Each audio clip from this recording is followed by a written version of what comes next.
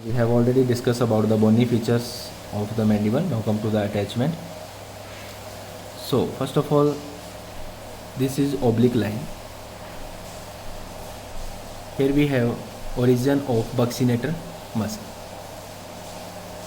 Okay, this oblique line will give origin to the buccinator muscle. Inner side we have mylohyoid line.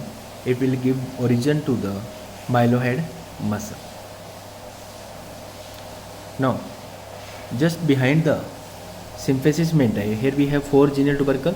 Upper 2 genial tubercle will give origin to the genioglossus, and lower 2 genial tubercle will give origin to the geniohyoid.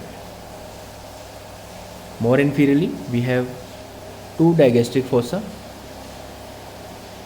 So these digastric fossa will give origin to the anterior belly of digastric. Now come to the other attachment. First of all, muscle of mastication. This whole area over the lateral surface of the ramus, this whole area will give insertion to the masseter muscle. So here we have insertion of masseter muscle. On the inner side of ramus, near the angle, this area give insertion to the medial pterygoid muscle.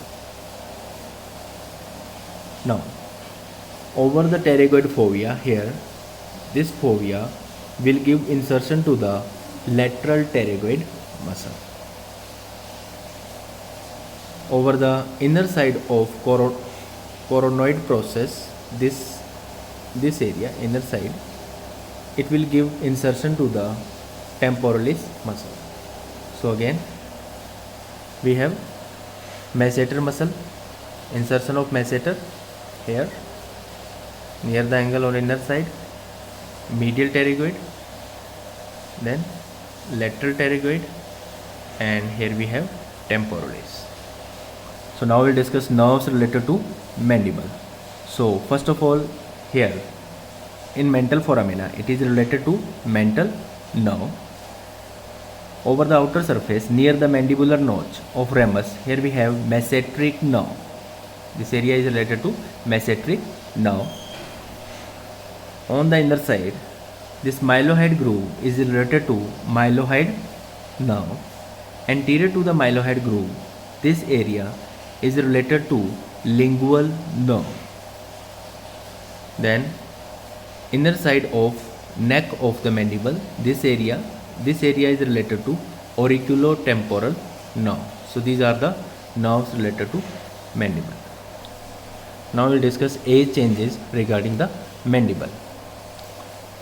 So we will discuss age changes in 3 headings: children, adults, and in old age, in respective to. One is mental foramina and another is angle between ramus and body of mandible. So in children, mental foramina lies near the inferior border. Here, in children, mental foramina lies near the inferior border. In adults, it lies between upper border and lower border, as you can see here. So this is a bone of adult person. In old age, mental foramina will shift towards the upper border. So this is all about the mental foramina in 3 age group.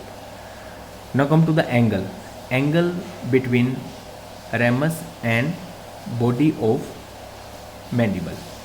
Angle in children is 140 degree, in adults is 110, and in old age angle is again 140 degree. Thank you. This is all about the mandible.